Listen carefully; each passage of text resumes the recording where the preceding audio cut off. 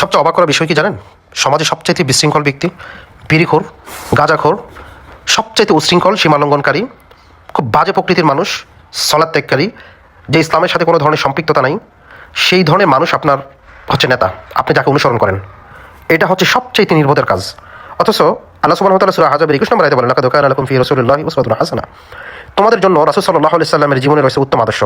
যে ব্যক্তি আল্লাহ শেষ দিনের আশা রাখে এবং আল্লাহকে অধিক স্মরণ করে। এই আয়াত থেকে বোঝা যায় রাসূল সাল্লাল্লাহু আলাইহি সাল্লামের জীবনের প্রতিটি দিক আমাদের জন্য কতটা অনুসরণীয় বিষয়। কেউ যদি আল্লাহ এবং আখিরাতে বিশ্বাস রাখে, আল্লাহ সুবহানাহু ওয়া তাআলার সন্তুষ্টি অর্জন করতে চায়।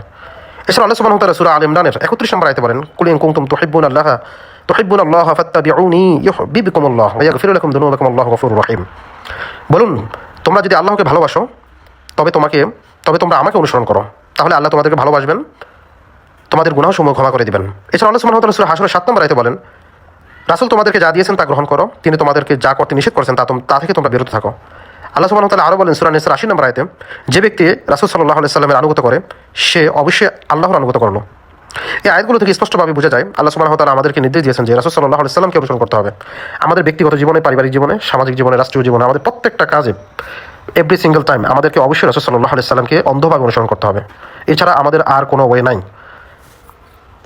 আমি সমাজের সবচেয়ে জঞ্জাল, উশৃঙ্খল, বিশৃঙ্খল, যার সাথে ইসলামের কোনো সম্পর্ক নাই, সালাতের সাথে কোনো সম্পর্ক নাই, এই ধরনের মানুষকে অনুসরণ করা থেকে বিরত থাকেন।